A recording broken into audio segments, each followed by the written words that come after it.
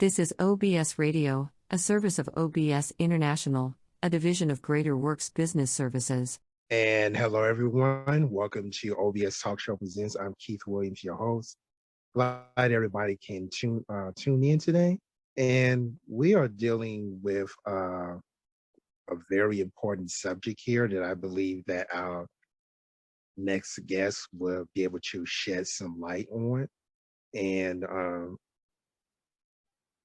we hope that you stick around and kind of listen to what he has to say. Again, this is a very important topic. Ladies and gentlemen, I present to you Mr. Jeff Clayton as our guest today. Mr. Clayton, welcome to the show. Thanks for having me on. So first of all, tell everybody who you are and what you do. My name is Jeff Clayton. I'm the Executive Director of the American Bail Coalition. So we work on all the issues related to the period between arrest and when hopefully somebody gets out on bail or we go through the criminal justice process. Jeff, I'm so glad that you have come on here because in America, there seems to be a problem with the cash bail system. Are you aware of that? Yeah, in fact, I've been working on it for the last 8 years. So tell us, what is your take on the bail system? And from my understanding that some groups of people are being disproportionate, in that area. And we'll get to that in a minute. I mean, I think that has been the concern, and we have seen some widespread problems depending on certain jurisdictions. And really, it's just that, the number one problem I think that we've seen is that people can't get in front of a judge. And so you have an arbitrary setting of bail by a bail schedule, and somebody could sit there. We've seen cases where people could sit there for 30 to 60 days and not be able to make their arguments. I think the other thing that we've seen that's been a problem is that there's a lot of low-level cases where we were just almost mechanistic. We'd just say, well, it's, this low-level crime and this bail. And we wouldn't really look into who the person was and what type of financial assets that they have. And obviously there's, been disparities in the bail system and the criminal justice system. I don't think the bail system's immune from that. And so those are the kind of the top three issues that we look at: due process, use of unnecessary bail and low-level crimes, and then what can we do about disparities in the criminal justice system, bail, and in general. What are some of the problems that you have ran across in the bail system in America? Well, I think, when I started as an attorney, I had my first criminal case and I said, what do we do about this bail? And they said they call the bail bondsman. And that's just, there's so much more to it than that. The one thing that I've seen that really disturbs me is this idea that we say, well, Jeff can't afford his bail, so let's trammel Jeff's other liberties, right? Let's say, well, Jeff, we'll put you on home arrest. You can't drink. You're going to have to do all this. We're going to put you on a GPS monitor and all this stuff. So we throw up our hands and say, well, if they're going to get out of jail, then we need to do all this other stuff to them. And you look at the bail system pre-1980, we didn't really have any of that stuff. And things worked quite well in the bail system long before, we got into this era of mass incarceration. So what is the correlation between the bail system and mass incarceration? Before you answer that, I don't know if you're aware of this, but in the state of Alabama, private prisons are a big business here in the state of Alabama. And so what they're trying to do is that they're trying to, and I'm just going to be real, everybody knows me, to be on these podcasts, I'm real, I'm being real. And I talk about stuff the mainstream media does not want to talk about. And I'm going to be real. Here in the state of Alabama, we are dealing with the fact that not only prisons are a big business, but the state is finding ways to lock up Black people. And what you have is cheap labor, nothing more than modern day slavery, as depicted in Amendment 13 of the U.S. Constitution. Not sure if you're aware of that. Also, too, I want to point out for information purposes that COVID relief money that was given to the states range in the billions. Now, Alabama had received roughly about $2 billion, right? So 400 million of that is supposed to be going to build new prisons. And then the governor of the state is going to contract out, is going to lease these prisons to these corporations that specialize in profit off of incarceration quote. So it's a big business. You got banks such as Regions, Wells Fargo, they're behind all of this. And you have a lot of politicians in the state of Alabama that are being paid these backdoor deals and contracts to keep their mouth shut so they won't go against what the state is trying to do. Now, I throw this out at you today. Now, what does this have to do with the bail system? What does this have to do with criminal justice? I'll tell you why it's important. First of all, you have a lot of people that are, they're being arrested, they're going to jail, they cannot pay their bail. So they're just there for what, 30, 60 days, maybe longer, and wouldn't even know if these individuals are even guilty of a crime. They're just accused of a crime, but yet they have to wait a month or two before they determine whether they're innocent or guilty. Meanwhile, they are in the prison system, and the state, I can't say for other states, but I know in Alabama it's a huge problem when we have that type of situation in which these individuals are being exploited by the criminal justice system. Your thoughts on that? Well, a couple of things. It's a lot to unpack. The first thing, in terms of mass incarceration in the bail system, what we've seen is the growth in non-monetary conditions. So we're setting people up to fail using supervision by the state. And what that does is reify the criminal industrial complex, right? Because we're saying, well, we'll put you on probation, but we know full well that we're setting you up to fail because we have all these aggressive monitoring techniques. And there's been peer-reviewed academic research that suggests using this in the pretrial, before you're convicted and after, is one of the main drivers that we've seen in mass incarceration. A couple other things I would say is that, in terms of deterring crime, the length of the sentence doesn't correlate generally. So it doesn't matter if you get busted, if you spend 2 years or 8 years or 10 years. It's just that swiftness of punishment, certainty of getting caught is what deters crime, not the length of the sentence. And so what we've done is we focus too much on, 2 to 5 versus 1, trying to make sure we have deterrence, and 2, trying to rehabilitate the person. Now, in terms of the private prison stuff, I think when you look at the criminal justice system, and I got a standing ovation for saying this one time, is that the days of offender pay justice must end. We cannot profit off of people's labor. We cannot have a system where we expect the defendants to pay for it. And there's good reasons for that, because it creates bad incentives in the system to build more prisons, to impose too many bails, to do too much supervision, because people are on the take. So I'm with you on that. I think that is the number one thing that we see in the system. Now, obviously, you want to have a more humane prison system than we have now. So I wouldn't say that, if you spend a nickel on the prison system that you're for mass incarceration, you might actually say, we need more prisons sort of like the European style prisons that are better. And I told a reporter one time, I can do it better. Just put a fence around a Motel 6 and let's give people some dignity. Let's give people a way to serve their time and try to rehabilitate themselves without completely ripping their lives apart and treating them like animals. I mean, there is I think, a pathway forward, but you're right. Looking at incentives in the system and who makes money off of that is very important thing to look at. And I'm glad you mentioned that, because what we're seeing here is the people who are incarcerated, they're being exploited by the state, the system per se, and when they get out, they're worse than what they were before.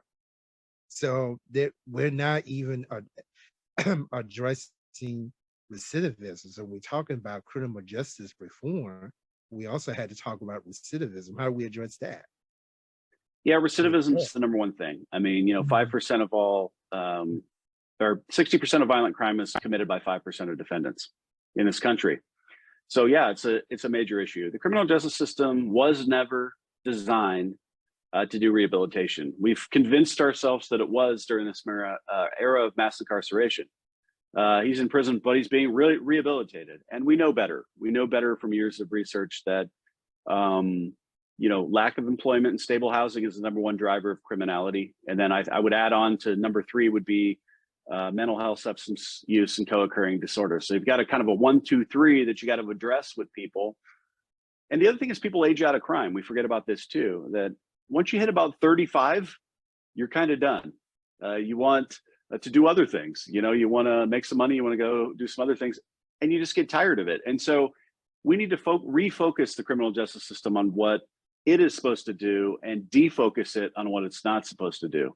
And so I don't think putting people on probation and forcing them to go to treatment, all this kind of stuff, I think we've known for the last 40 years that doesn't work. We have to find a non-penal way, like outside of the criminal justice system, to help people. And that's one of the things I told some a legislator in California is if you want to make pretrial services work, make it services. We don't need another government dragnet to monitor people and assume that's going to help them, right? We need to give them the services that they actually need. That's what we need to focus on. I totally agree. And the way that some people paint a picture of what prison's supposed to look like is a big fat lie.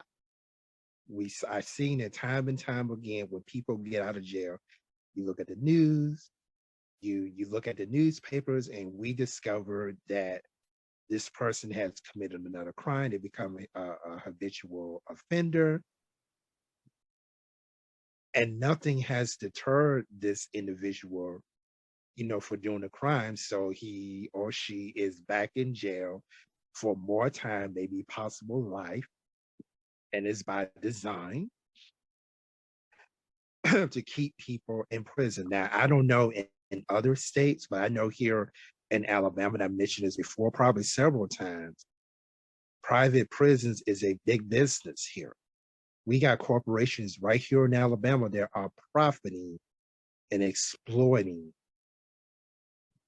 inmates, incarcerated individuals, here. And politicians are being paid off to keep this system going.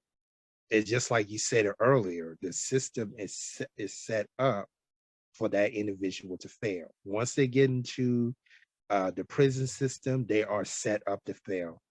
I totally agree with that. Now, this also has some political ramifications, as well. People who either are elected to office or those who are either loyal to the Democratic Party or the Republican Party. So, and I have several questions in regards to that. First question I want to ask is, what does the greater mix of Democratic and Republican lawmakers mean when we talk about criminal justice reform? And is it the same? Do they share the same philosophy? Do they share the same ideology? Well, at this point, it's a game of Yahtzee. We might as well be throwing dice, my friend, because there's no way to know who is for what at this point. We know there's groups within the Democratic Party, but there's multiple groups. There's people who would say burn the whole system down, start over.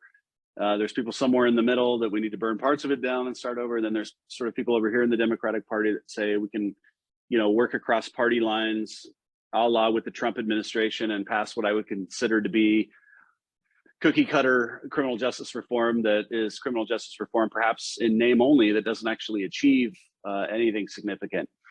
Similar to the Republican Party, you've got factions there. You've got sort of the far right group that say the system's fine. We need to even get harder on crime. And that's what we're seeing in places like Alabama, South Carolina, other states, Virginia, primarily in the South, that would say, let's expand the power of the government to do preventative detention and get rid of bail, and just say, we'll just lock everybody up. Then you've got sort of a group in the middle that says, that's a little bit too far.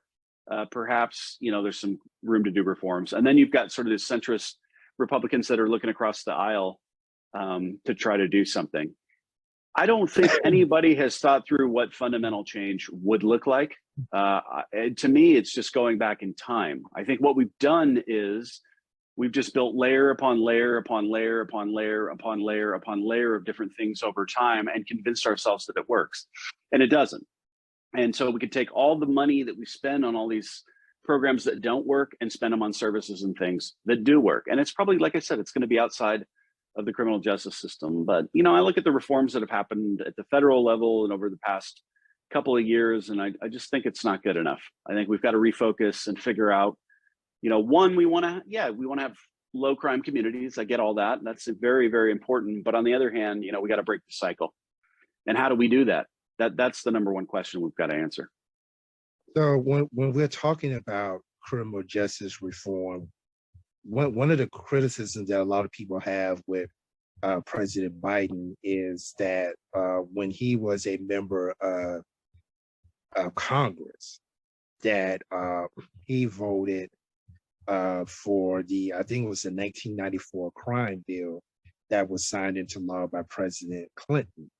And he served, I believe, in the, I don't know if it's a Senate or House of Representatives, but he was a member of Congress, you know, at that time, and he voted for that criminal justice reform bill that was passed in 1994. And a lot of people said it done more harm, you know, than good. And so when Biden ran for president, that kind of resurfaced somewhat. And now that we're seeing that a lot of African-American men and women are being killed at the hands of the police departments across the country, we're beginning to again have a conversation about criminal justice reform. Some people say that, hey, you know, we need to really look at police departments across the country. Some people say that it should be dismantled altogether.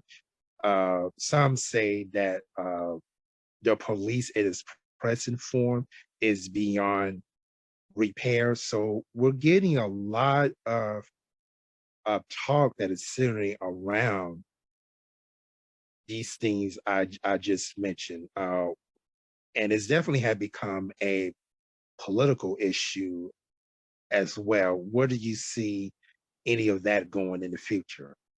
Well, to talk about Biden himself, I mean, you know, let's go back to 1984 in the Federal Bail Reform Act.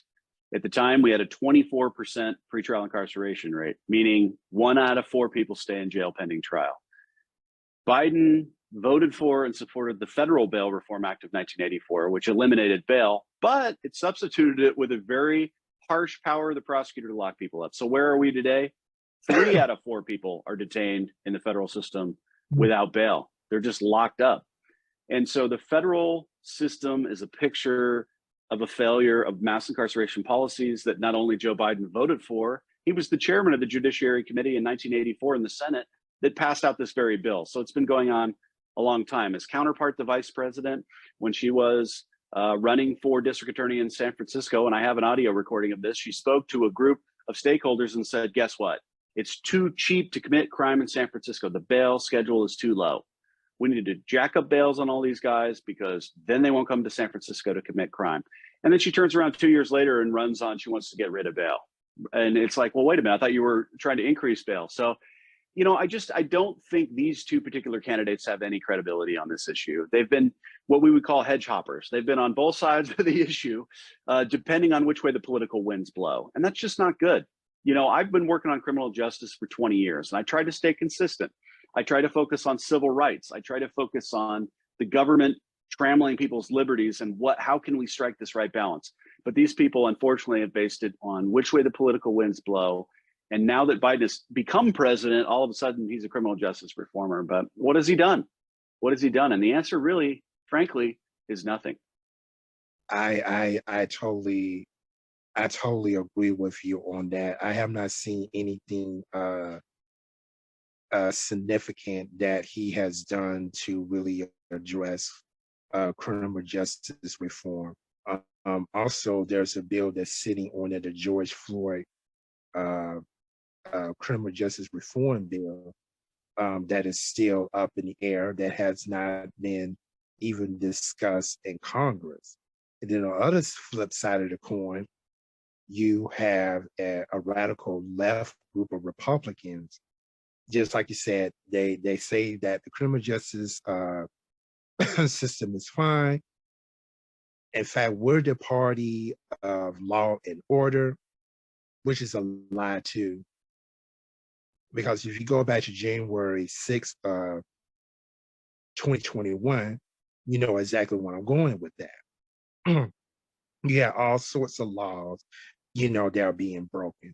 This is the same type of group that says, we stand behind the police, we stand behind law enforcement. Yes, several law enforcement officers at the Capitol on that day was either harmed, hurt, or killed.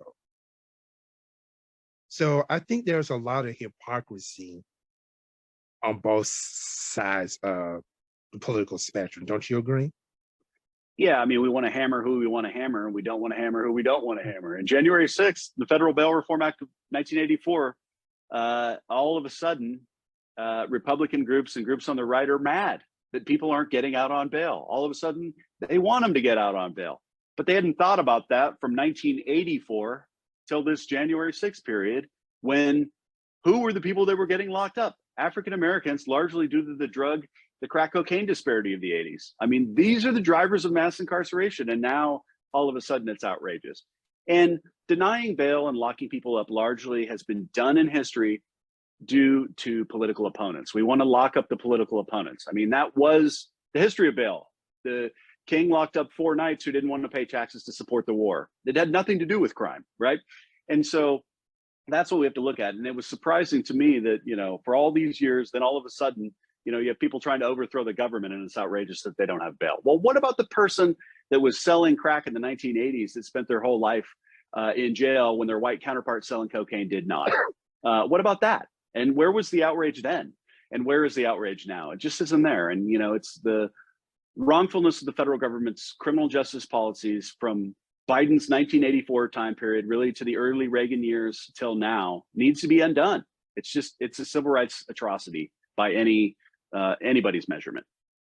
So why is it when we talk about criminal justice reform, why it has to be such a divisive issue? Are there any common sense approaches that everyone can agree upon? And I understand some of the reasoning behind why this is a divisive issue. Am I saying that some of what they're saying is right? No, I'm not.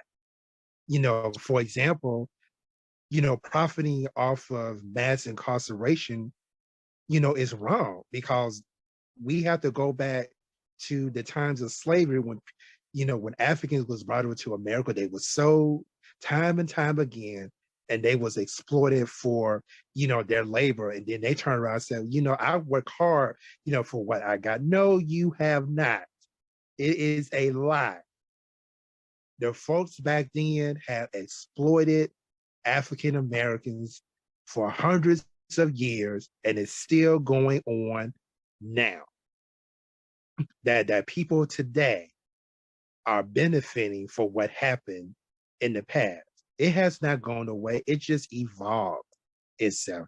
That's where the police came from. That's where law enforcement came from. Back in the day, they used to have debtors prisons. If you can't pay your debt, you go to a penal colony. Georgia was a perfect example of a penal colony that was started in 1733. It was a place where people would go to have their debts, cleared. You aware of that? Oh yeah, absolutely. And you look at, J. Edgar Hoover and the FBI flooding African-American neighborhoods with drugs in the late 60s. And then all of a sudden we're going to start a drug war against them. And so you see what's going to happen. But the reason the criminal justice reform is slow or is difficult to happen is one guy, a guy by the name of Willie Horton. And we call it Willie Horton ads from the Dukakis campaign, where, he let a guy out of prison on parole too early and was in a presidential primary, and it didn't go well. And so these putting people's faces and saying they committed these crimes and this is outrageous, it stirs public emotion. And the thing about it is the public doesn't understand.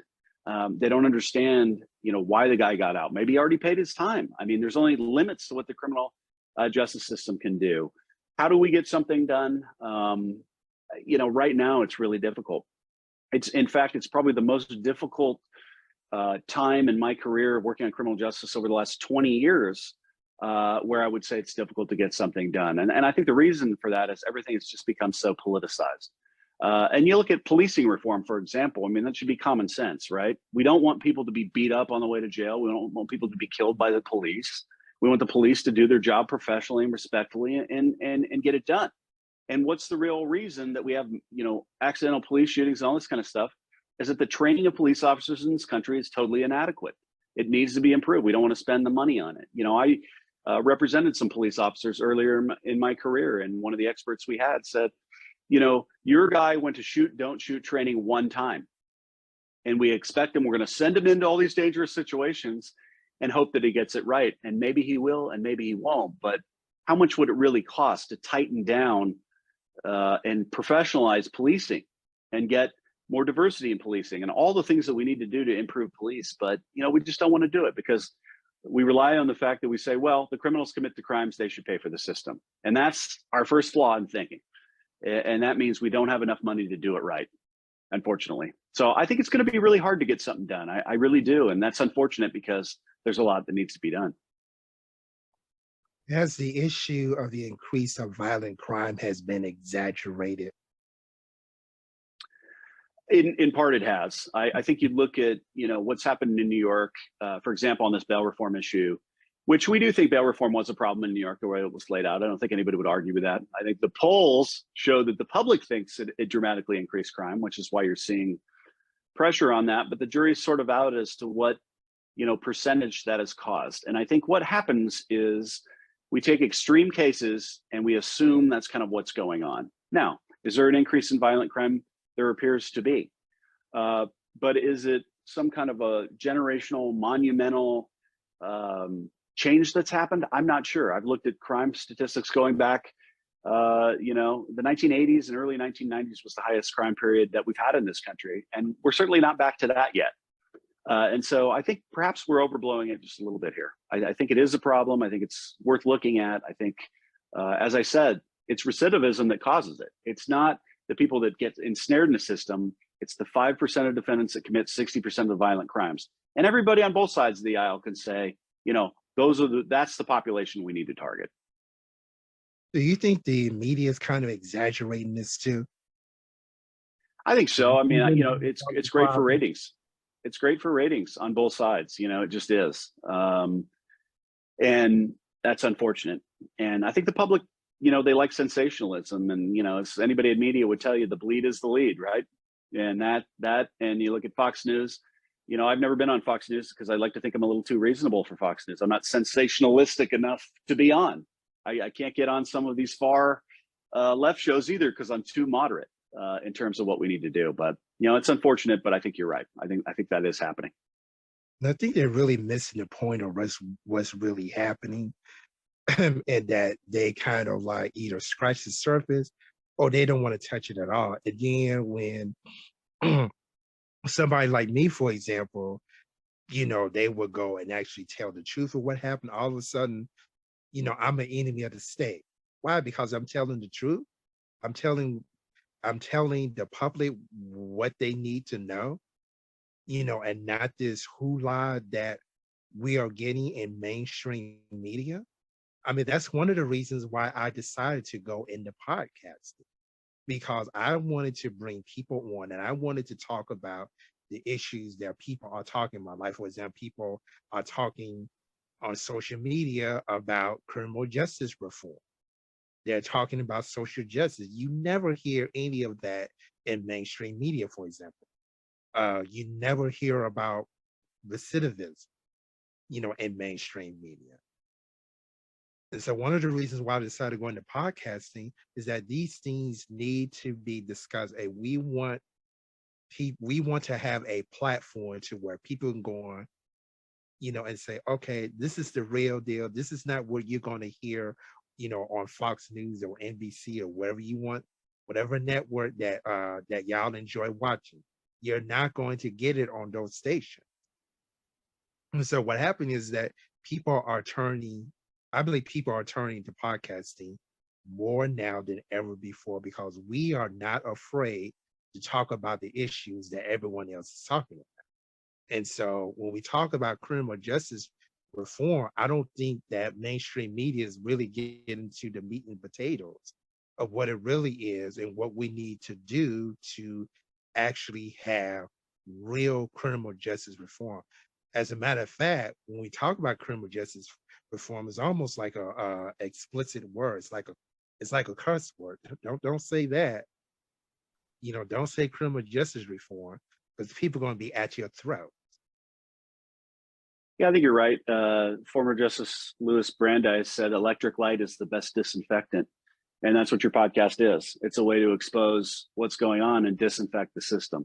If people don't see what's going on, they will sit in their blindered world. You know, it's like a horse blinker. You're just looking forward. You're not looking to the side. And that's what's happening.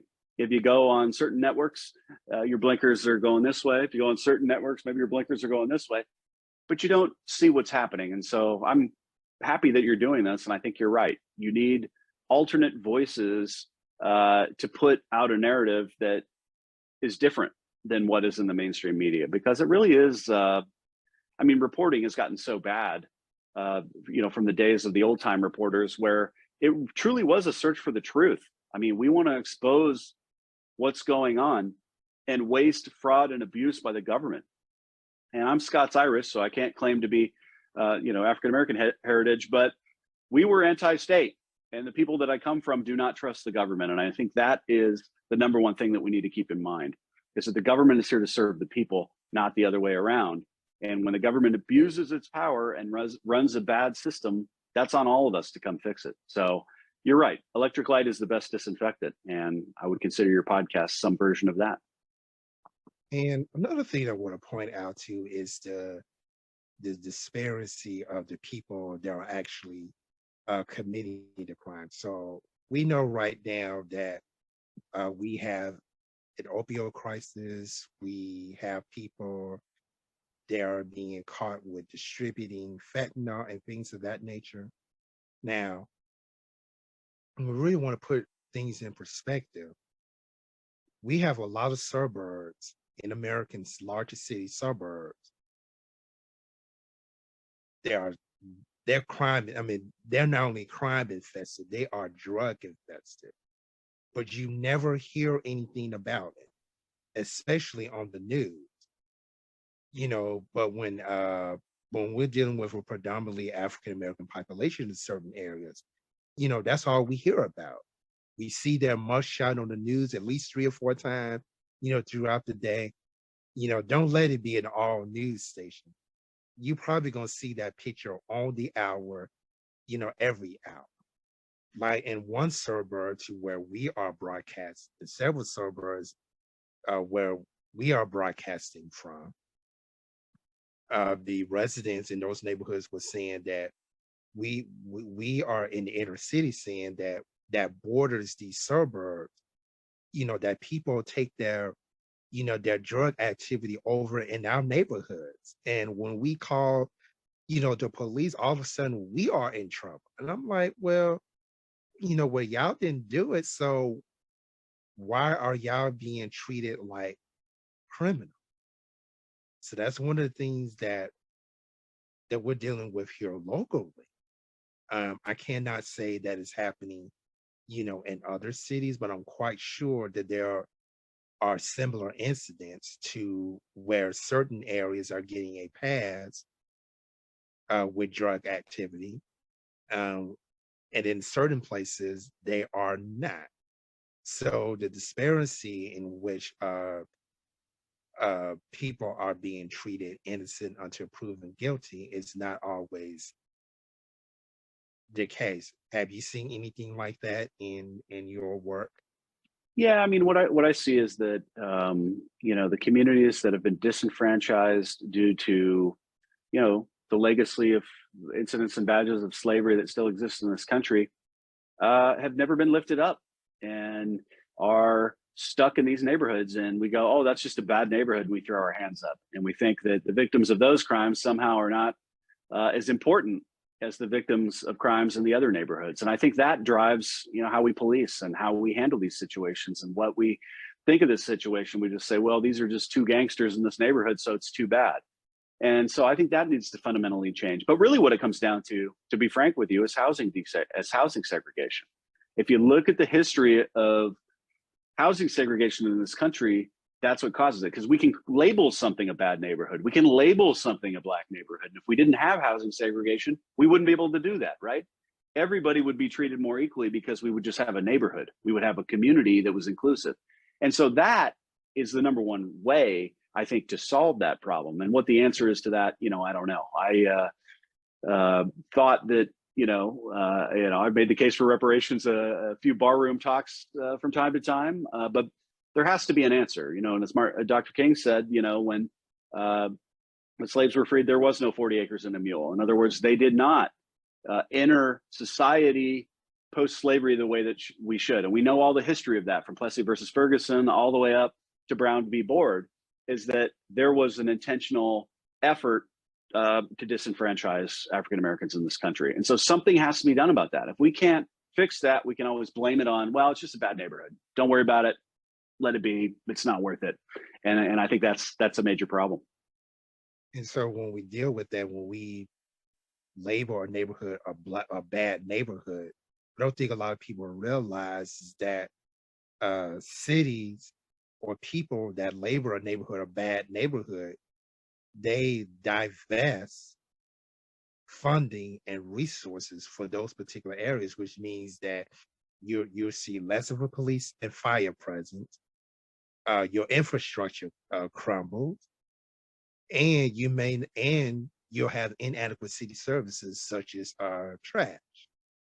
I seen that happen, a lot. And let's not forget our homeless neighbors. When we have an increased homeless population, and I read several articles over the years, and what they do is that cities where they would bounce our homeless neighbors to different cities. So one example I can give is that I have talked to several homeless individuals in the last couple of years, and all of them told me that they are not originally from Birmingham. They come from all over the country, but yet they would pack them up in certain cities. They would pack them up and then they'll sit them somewhere else. Just like what happened, I think it was in Arizona, when the governor there had bused a lot of immigrants over to Washington, D.C. Yeah, I mean, it's appalling. I mean, is this a game of pass the trash poker? I mean, come on, that's outrageous. But that's what communities do, unfortunately, because they've determined that it's cheaper to have somebody else fix the problem. And if we want to continue to pass the buck in this country, look what's going to happen. I mean, people are broken and we need to help them. That's what this comes down to. It doesn't matter what political side of the aisle you're on. We have broken people. We have people that are disenfranchised. We have people that live in segregated and inadequate housing. I mean, ask the people in Flint, Michigan, how the water is. I mean, we got to get on top of this. And it's completely irresponsible not to say that we have to fix this socioeconomic disparity. And the idea, as we said, that we can just say, this is bad neighborhood, so let's just throw our hands up and see what happens. And can we say the same thing about criminal justice reform? Are we as Americans, are we really focusing on trying to fix the problem rather than just pointing the blame at whoever, and we never really get to hold ourselves accountable or someone else accountable? Like, who is the real culprit here? Yeah, I think so. I mean, the first African-American judge, female jurist to ever reach the Court of Appeals, Judge Amalia Curse, once said that the point of the criminal justice system is to prescribe what the crimes are and what the punishment is, and that's it. To go beyond that, is too much. And so what that means to me is that we're using the criminal justice system for things it wasn't designed to do. And we need to use other parts of the government or charities or whatever to solve the fundamental problems. You know, we talk about like the immigration crisis, the root causes. We're not solving the root causes. We're not calling Nicaragua and saying, get your act together. We're not calling Honduras and saying, get your act together. We're not putting sanctions on them to increase their human rights. And we're not doing that in Detroit either, right? We're not doing that in the south side of Chicago either. We're not putting enough pressure on. And, you know, maybe those people do want to get out of there. I'm okay with that. If somebody says, you know what, I want to move from the south side of Chicago to South Miami, because, you know, I'd be on board with that myself. You know, a little sun would be nice, but, you know, we're not giving people options, you know, and it's just, unfortunately, it's all surface level. And right now it's all designed to win an election or to lose an election, not to advance the ball forward. And that should be the measure. Are we actually going to do something or not? And if we're not, let's just say we're not. Let's just say we're not. Let's just say we're for the status quo and we're not going to do anything other than just paying lip service to it, which seems to be what we're doing a lot of the time these days. I totally agree with you. All I'm hearing is nothing but lip service. You know, everybody wants to be on TV, the newspapers, radio, behind the camera, behind the mic, you know, saying, you know, what I have done and what I'm going to do. But if I was to call someone and say, hey, you know, I need you to do X, Y, and Z, all I'm hearing is every excuse in the world why I can't do it. By the time they say, oh,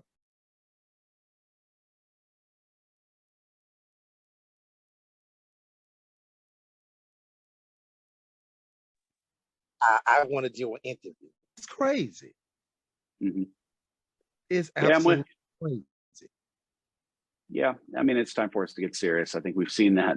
I think there's, you know, mistrust of the system, and it's widespread, and it seems to be spreading. And so, you know, somebody needs to step up and start doing something about that. So, you know, for our little part of the world, we do what we can. We try to protect a core constitutional right. But, you know, you look at the ACLU, for example, and what I always say is you ought to be drawing a line around the Bill of Rights and protecting that.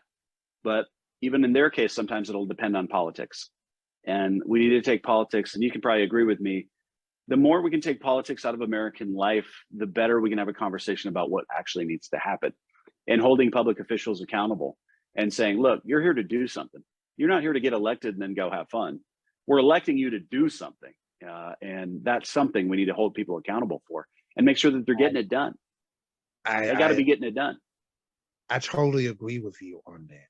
So what reasonable balance can be achieved between ending the jailing of those charged with minor crimes versus protecting public safety from those posing a danger to society? Because those are two different things. Yeah, you know, I think we need to focus on, as I said, the recidivist defendants. I think that's the game in criminal justice system. And I think, you know, when you've gotten to your 10th crime, you know, maybe there's something wrong. When you get in your 5th crime, maybe there's something wrong. So I think that's the entire game. And that's the entire way to look at this is we need to focus on the recidivist defendants. And then the other thing is we need to have crime deterrence policies that work. And like I said, that doesn't mean that we have to send you away for 30 years. It just means we have to catch you and tell you, hey, don't do that. And it doesn't have to be that big of a deal. It doesn't have to be, you know, we're going to hammer all these people. But if we don't get into those two aspects, focusing on recidivists and then crime deterrence, what's going to end up happening is we're just going to overhammer everybody. And those are the bills that we're seeing in Virginia, for example. Let's deny bail to 65 different charges. That's what we're seeing in South Carolina. Let's give the power to judges and prosecutors to deny bail to anybody basically that they want and say, guess what? You'll spend the whole time in jail. We don't care. So that's what's happening. If we don't refocus, we're going to go too big. So I think a better balance can be created. There's a similar bill in Alabama called Aniah's Law that was passed back in November when we had the primary election. And I said time and time again that you're going to have judges and prosecuting attorneys, they're going to misuse that law. Because basically that law says, okay, the judge can decide who's going to get bail and who does not. A month after that bill was passed, I found 2 cases to where judges had misused that law and said, okay, we basically will have the power to deny bail to anyone that, you know, we feel it is a threat to society, even though they may not be. and it could be like a minor crime. And I looked at those two articles, that they had, and I was like, okay, I knew it. I knew that you're going to have cases to where judges are going to misuse that law, and I was practically right. They have, and people are not saying anything about it. So basically, the judges said, okay, ain't nobody saying anything about it. So we pretty much gonna get away with it. No, you heard it here first, ladies and gentlemen. It is that law that I just mentioned is similar to some of the laws that you have mentioned in Virginia, for example. It's basically a similar law with someone's name attached to it. Now, to the family of Anaya Blanchard that was killed, I'm I'm in no way being insensitive about that. It was very unfortunate of what happened here. But this law is not the answer. I think that there could be a stronger, more inclusive law that really deals with, the problem, of, for example, ending jailing of those who are charged with minor crimes versus protecting public safety from those who are posing a threat to society. I think that there is a better way, but having a law such as Anaya's law is not it. Because I have seen, I'm quite sure you have seen too, to where in many states, laws was passed that was, end up did not benefiting the public. Not only that, but it was misused by certain individuals, particularly judges and prosecuting attorneys. But again, you're not going to hear this in mainstream media. You heard it here first. Yeah, and as Justice Thurgood Marshall would say, the shortcuts we take to convict the guilty only harm the innocent and ultimately ourselves. And that's what preventative detention is, like that law that you're referencing that we opposed, because you're giving the prosecutor a shortcut. You're giving the judge a shortcut to get to a conviction.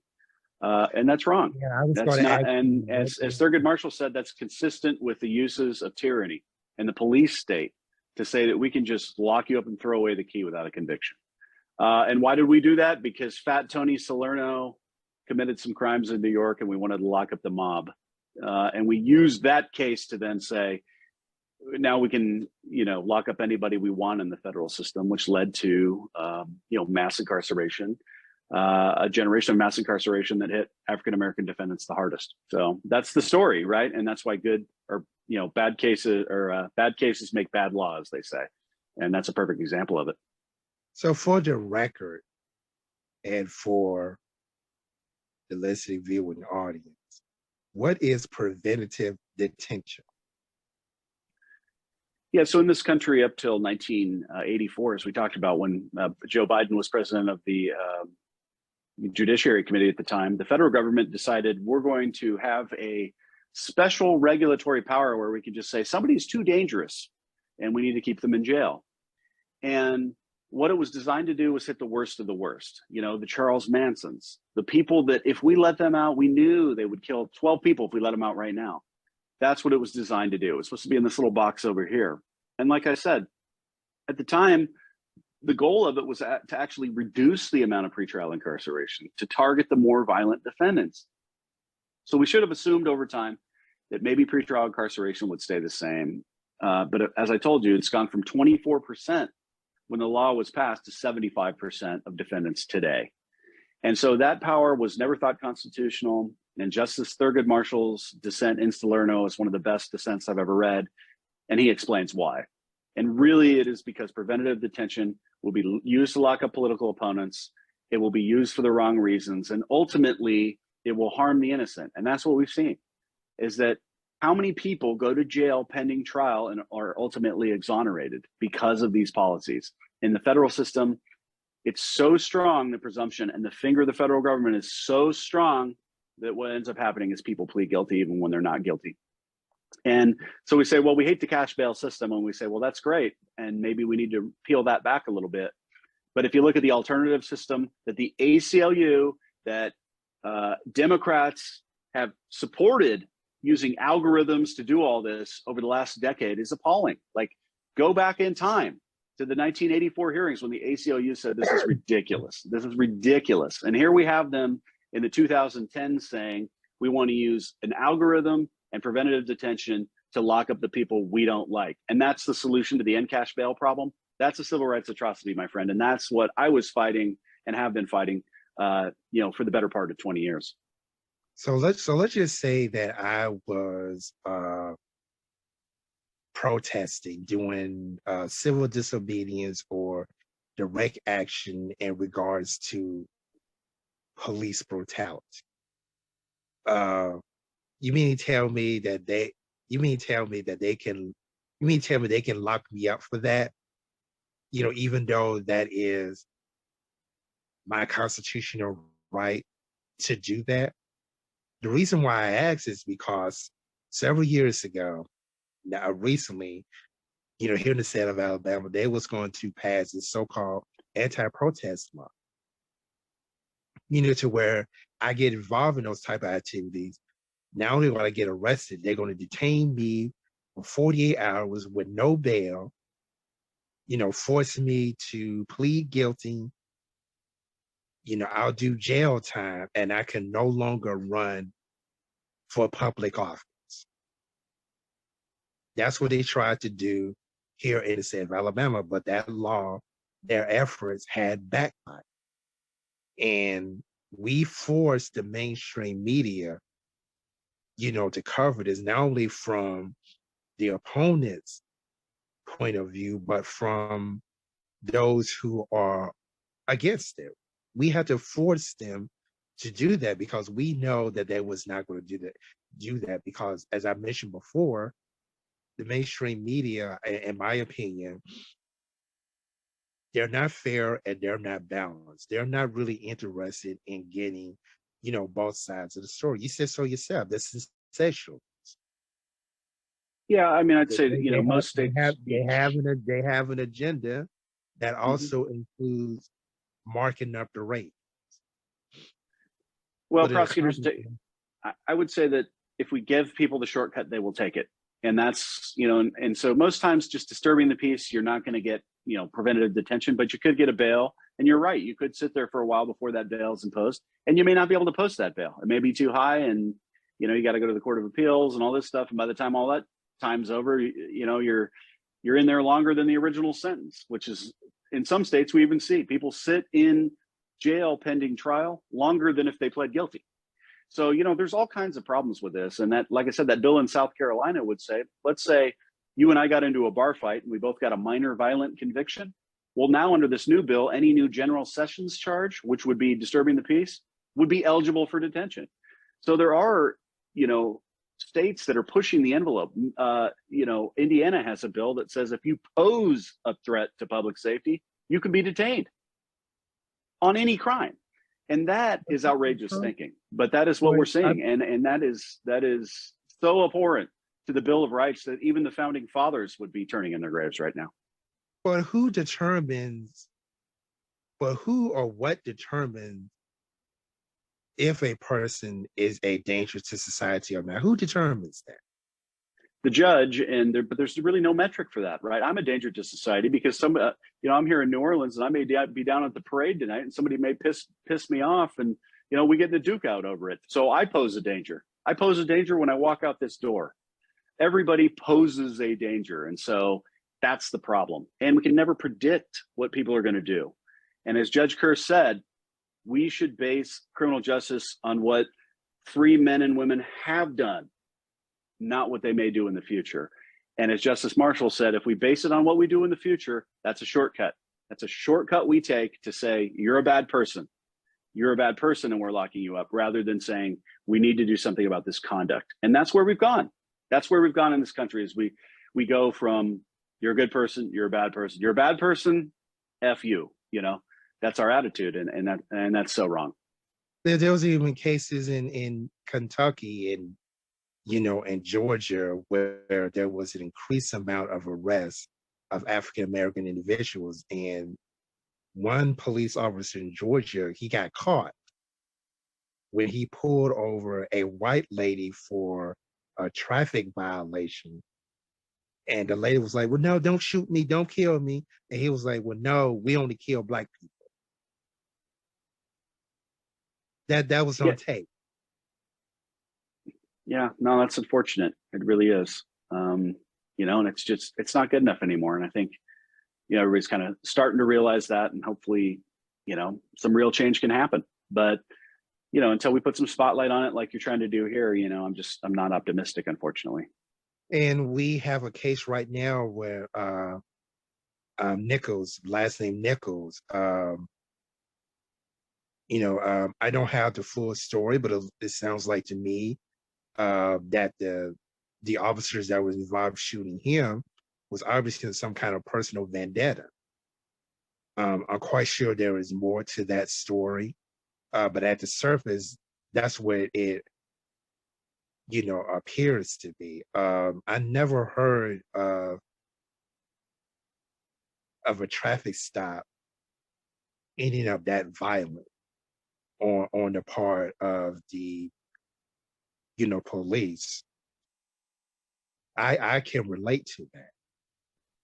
I have a story on my own, to share with that. And, when that came up a couple of weeks ago, it really triggered, because I could have been just like him. I could have been a George Floyd. I could have been a Breonna Taylor. I could have been any of those, individuals, because it almost happened to me. I mean, if Yeah, I you don't mean, mind, I'd like to share that story, and I wanted to put it on record. That about 8 years ago, while working at an Amazon fulfillment center, it was 3:30 in the morning. Obviously, it was like in the middle of the night, early in the morning. I worked a 12-hour shift. I was tired, ready to go home, when noticed that a county cop had ran me off the road, and he tried to make it seem like that I was trying to, run him over. Things got out of hand. They made me do all sorts of humiliating things.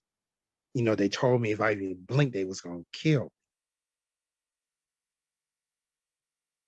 It was the most humiliating thing I have ever went through.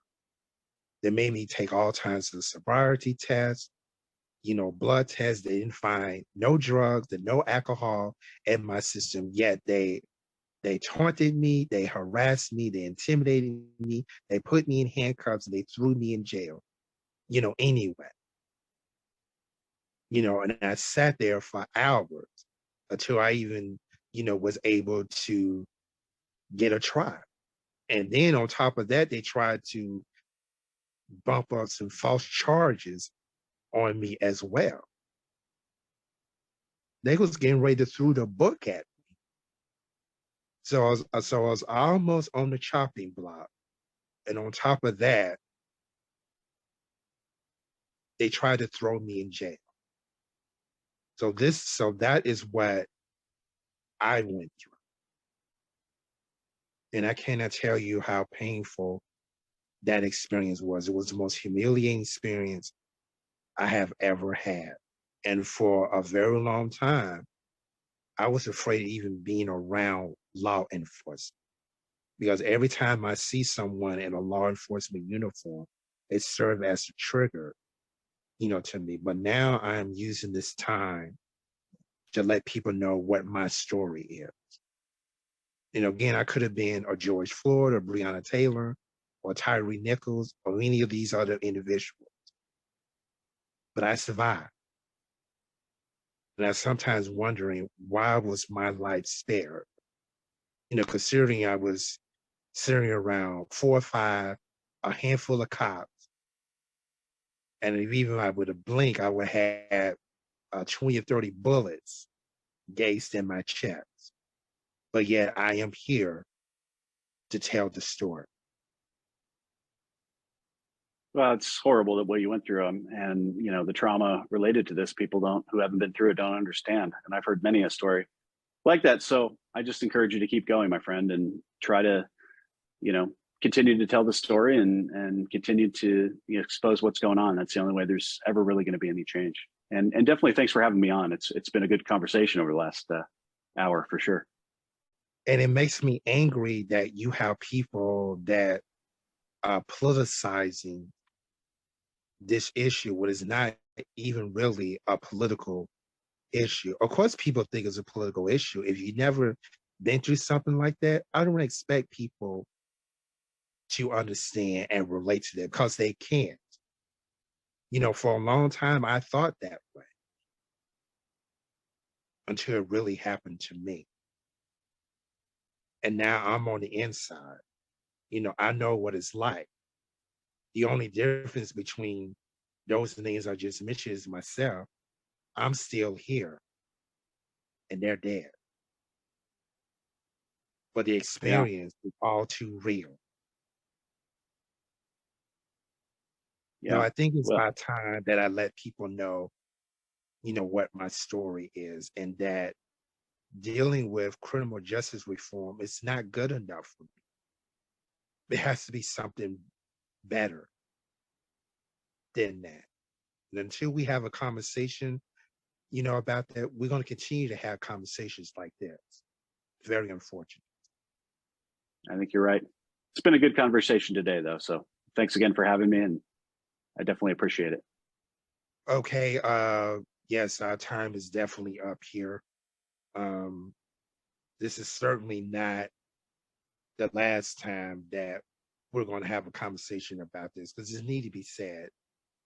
Things need to be called out, systems need to be called out, and definitely people need to be called out. Because again, it is not a good thing just to point these things out. We want to make sure that we have the right people because everybody, it's easy for me to blame someone. It's very easy to do that. But what can I do with my experience and my anger? How can I channel that to make sure that it doesn't happen to anyone else until we really have these policies changed? That is what this is all about.